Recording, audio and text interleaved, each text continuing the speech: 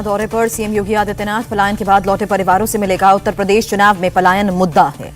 कैराना में पलायन के पीड़ितों पर योगी का मरहम, कहा बिना तुष्टीकरण अपराधियों पर होगा एक्शन, कैराना के पीड़ितों को देंगे मुआवजा। सीएम योगी ने पहले समाजवादी पार्टी की सरकार पर अटैक किया, कहा पिछली सरकार के राजनीतिक अपराधीकरण के शिकार हुए थे हिंदू, कैराना में हिंदुओं को प्रताड़ित किया गया था। सीएम योगी ने कहा हिंदुओं को पलायन को मजबूर किया गया, सरकार की पहल के बाद लोग कैराना लौट रहे हैं। प्रधानमंत्री मोदी आज महाराष्ट्र के पंढरपुर को बड़ी सौगात देंगे। संत ज्ञानेश्वर और संत तुकाराम महाराज पालकी मार्ग के 4 लेन की आधारशिला रखेंगे। पीएम मोदी 223 किलोमीटर के अपग्रेडेड रोड प्रोजेक्ट का भी लोकार्पण करेंगे। पंढरपुर से कई नेशनल हाईवे की बढ़ेगी कनेक्टिविटी। चनी सरकार ने आज बुलाया असेंबली का विशेष सत्र, बीएसएफ की रेंज 50 किलोमीटर तक बढ़ाने का विरोध होगा।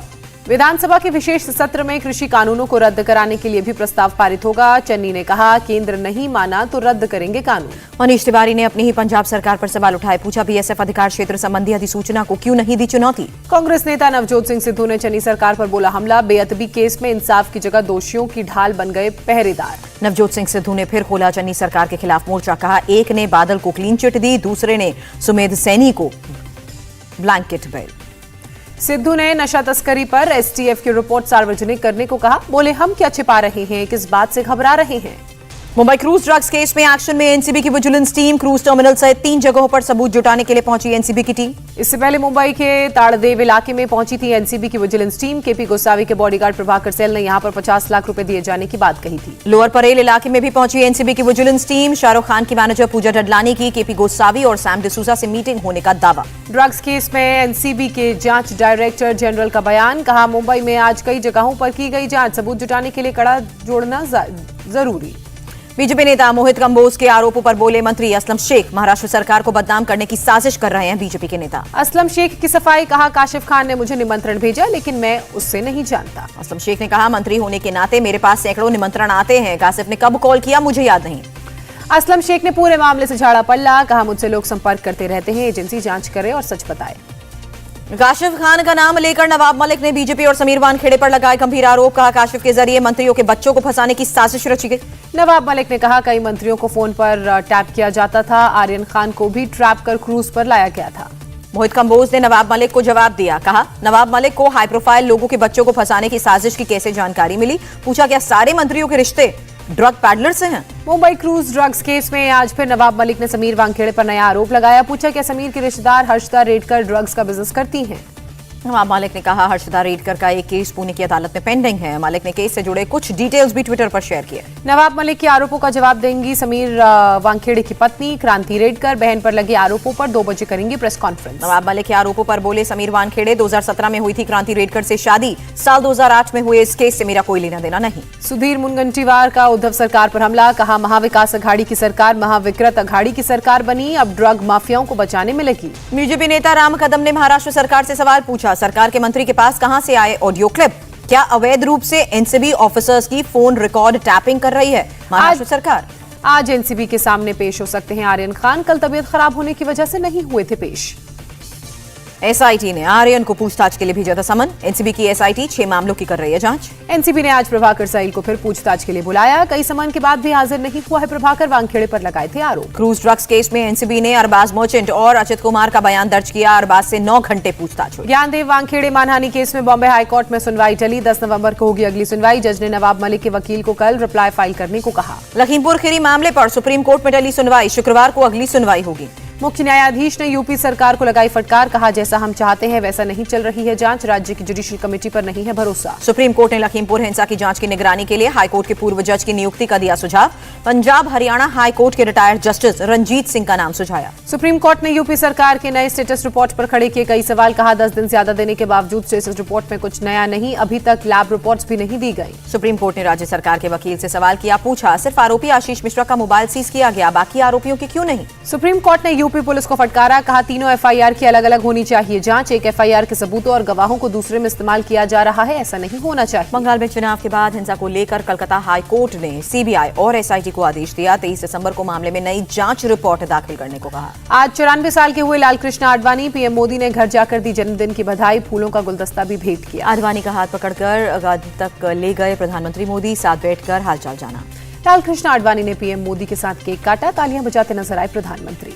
राष्ट्रपति वेंकैया नायडू भी बधाई देने पहुंचे। गृह मंत्री शाह, राजनाथ सिंह, जेपी नड्डा भी साथ।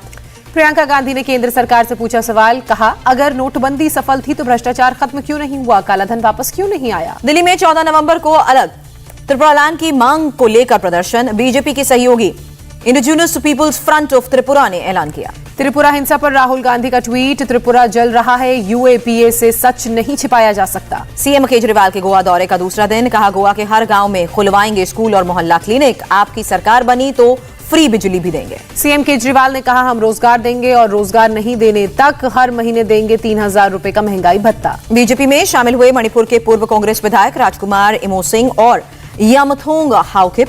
बीजेपी में शामिल होने के बाद जेपी नड्डा से मिले राजकुमार इमो सिंह।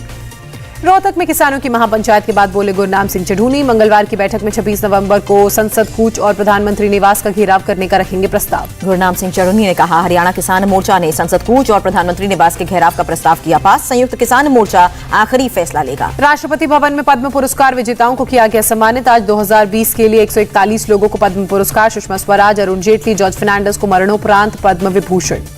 पंडित छन्नूलाल को पद्म विभूषण से सम्मानित किया गया। पुरस्कार पाने वालों में 29 महिलाएं, 16 मरणोपरांत पुरस्कार विजेता और एक ट्रांसजेंडर पुरस्कार विजेता भी शामिल। पीवी सिंधु पद्म भूषण पुरस्कार से सम्मानित, एमसी मैरीकॉम को पद्म विभूषण से सम्मानित किया गया। कंगना रनौत, करण जौहर, एकता कपूर को पद्मश्री सम्मानित किया गया। अदनान सामी को पद्मश्री पुरस्कार से सम्मानित किया। मंगलवार को भी राष्ट्रपति रामनाथ कोविंद 119 लोगों को पद्म पुरस्कार से सम्मानित करेंगे। 2021 के लिए 7 पद्म विभूषण, 10 पद्म भूषण और 102 पद्मश्री अवार्ड दिए जाएंगे।